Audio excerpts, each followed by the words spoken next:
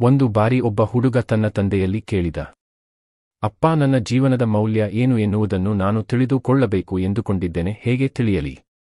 ಅದಕ್ಕೆ ಅಪ್ಪ ಹೀಗೆಂದ, ನೀನು ನಿಜವಾಗಿಯೂ ನಿನ್ನ ಜೀವನದ ಮೌಲ್ಯ ಎಂತಹದ್ದು ಎನ್ನುವುದನ್ನು ತಿಳಿಯಬಯಸಿದ್ದೆ, ಹೌದಾದಲ್ಲಿ ತೆಗೆದುಕೋ ಈ ಕಲ್ಲನ್ನು. ಈ ಕಲ್ಲನ್ನು ಹಿಡಿದುಕೊಂಡು ನೀನು ಸಂತೆಗೆ ಹೋಗಬೇಕು. ಅಲ್ಲಿ ಯಾರಾದರೂ ನಿನ್ನಲ್ಲಿ ಈ ಕಲ್ಲಿನ ಬೆಲೆ ಏನು ಎಂದು ಕೇಳಿದರೆ ಅವರಲ್ಲಿ ನೀನು ಏನೊಂದು ಮಾತನಾಡಬಾರದು, ಖಾಲಿ ನಿನ್ನ 2 ಬೆರಳನ್ನು ಎತ್ತಿ ತೋರಿಸಬೇಕು. ಅಪ್ಪನ ಈ ಮಾತನ್ನು ಕೇಳಿಸಿಕೊಂಡ ಹುಡುಗ ಸೀದಾ ಸಂತೆಗೆ ನಡೆದ. ಸಂತೆಯಲ್ಲಿ ಅಪ್ಪ ನೀಡಿದ ಆ ಕಲ್ಲನ್ನು ಹಿಡಿದು ನಿಂತುಕೊಂಡ. ಸ್ವಲ್ಪ ಸಮಯದ ಬಳಿಕ ಒಬ್ಬ ವ್ಯಕ್ತಿ ಹುಡುಗನ ಬಳಿ ಬಂದು ಈ ಕಲ್ಲಿನ ಬೆಲೆ ಏನು ಎಂದು ಕೇಳಿದ. ಆ ಹುಡುಗ ಏನೊಂದು ಮಾತನಾಡದೆ ತನ್ನ 2 ಬೆರಳುಗಳನ್ನು ಎತ್ತಿ ತೋರಿಸಿದ. ಆಗ ಆ ವ್ಯಕ್ತಿ, ಓ, 200 ರೂಪಾಯಿ, ಹಾಗಾದರೆ ಈ ಕಲ್ಲನ್ನು ನನಗೆ ನೀಡುವಿ ಎಂದ. ಆ ಹುಡುಗ ಆಶ್ಚರ್ಯಕ್ಕೆ ಒಳಗಾದ. ಏನೋ ಒಂದು ಸಾಧಾರಣ ಕಲ್ಲಿನ ಬೆಲೆ 200 ರೂಪಾಯಿ? ಆ ಹುಡುಗನಿಗೆ ಕುತೂಹಲ ತಡೆಯಲಾಗಲಿಲ್ಲ. ಆ ವ್ಯಕ್ತಿಗೆ ಮರು ಉತ್ತರಿಸದೆ ಕಲ್ಲನ್ನು ಹಿಡಿದುಕೊಂಡು ಕೂಡಲೇ ಅಪ್ಪನ ಬಳಿ ಹೋದ. ಅಪ್ಪ, ಸಂತೆಯಲ್ಲಿ ಒಬ್ಬ ವ್ಯಕ್ತಿ ಈ ಕಲ್ಲಿಗೆ 200 ರೂಪಾಯಿ ನೀಡುವೆ ಎಂದ, ಆದರೆ ನಾನು ಅವನಿಗೆ ಏನೊಂದು ಉತ್ತರಿಸದೆ ಮರಳಿ ಬಂದೆ. ಅದನ್ನು ಕೇಳಿ ಅಪ್ಪ ಹೀಗೆಂದ, ಆಯ್ತು, ಈಗ ಈ ಕಲ್ಲನ್ನು ನೀನು ವಸ್ತು ಸಂಗ್ರಹಾಲಯಕ್ಕೆ ತೆಗೆದುಕೊಂಡು ಹೋಗಿ ಅಲ್ಲಿ ನಿಲ್ಲು. ಅಲ್ಲಿಯೂ ಕೂಡ ಯಾರಾದರೂ ಬಂದು ಈ ಕಲ್ಲಿನ ಬೆಲೆ ಏನು ಎಂದು ಕೇಳಿದರೆ ನೀನು ಏನೊಂದು ಮಾತನಾಡಬಾರದು, ಮೊದಲಿನ ಹಾಗೆ 2 ಬೆರಳನ್ನು ಎತ್ತಿ ತೋರಿಸಬೇಕು. ಆ ಹುಡುಗ ಈಗ ವಸ್ತು ಸಂಗ್ರಹಾಲಯಕ್ಕೆ ಹೋದ. ಅಲ್ಲಿ ಒಬ್ಬ ವ್ಯಕ್ತಿಗೆ ಈ ಹುಡುಗನ ಕೈಯಲ್ಲಿದ್ದ ಕಲ್ಲು ಕಾಣಿಸಿತು.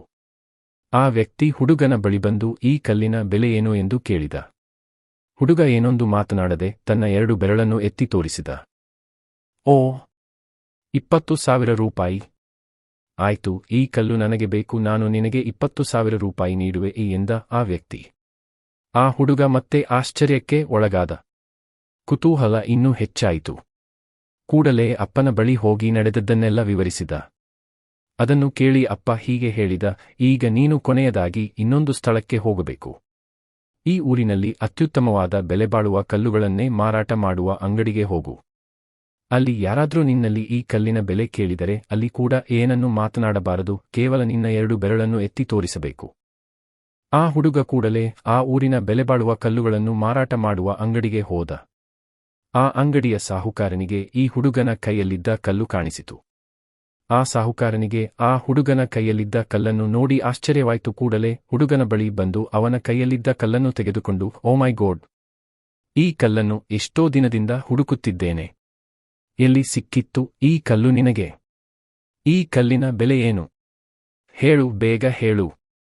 ಆ ಹುಡುಗ ಏನೊಂದು ಮಾತನಾಡದೆ ತನ್ನ 2 ಬೆರಳನ್ನು ಎತ್ತಿ ತೋರಿಸಿದ. ಎಷ್ಟು? 2 ಲಕ್ಷ ರೂಪಾಯಿ. ಆಯ್ತು, ನಾನು ನಿನಗೆ 2 ಲಕ್ಷ ಕೊಡುತ್ತೇನೆ, ಈ ಕಲ್ಲನ್ನು ನನಗೆ ನೀಡು.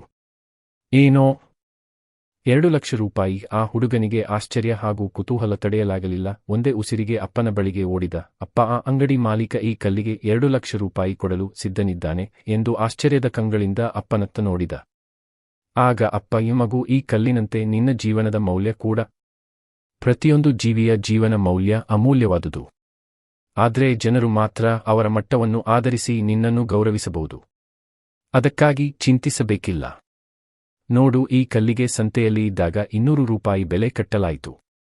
ಆನಂತರ ಆ ರತ್ನದ ಅಂಗಡಿಯಲ್ಲಿ 2 ಲಕ್ಷ ರೂಪಾಯಿ ಬೆಲೆ ಕಟ್ಟಲಾಯಿತು. ಹಾಗೆಯೇ ನಮ್ಮ ಜೀವನದ ಸೋಲು ಗೆಲುವು ಜನರಲ್ಲಿ ನಮ್ಮ ಜೀವನದ ಮೌಲ್ಯವನ್ನು ಹೆಚ್ಚಿಸಲೂಬಹುದು, ತಗ್ಗಿಸಲೂಬಹುದು. ಹಾಗಾಗಿ ಇನ್ನೊಬ್ಬರು ನಮ್ಮ ಬಗ್ಗೆ ಏನು ಮಾತನಾಡುತ್ತಿದ್ದಾರೆಂದು ಚಿಂತಿಸುತ್ತಾ ಕೂರಬೇಕಾಗಿಲ್ಲ. ನಾವು ಮಾಡಬೇಕೆಂದಿರುವ ಕಾರ್ಯವನ್ನು ನಿಷ್ಠೆಯಿಂದ ಮಾಡಿದಾಗ ಯಶಸ್ಸು ನಮ್ಮನ್ನು ಹುಡುಕಿಕೊಂಡು ಬರುವುದು. ಆಗ ನಮ್ಮ ಜೀವನದ ಮೌಲ್ಯ ಕೂಡ ಹೆಚ್ಚಾಗುವುದು.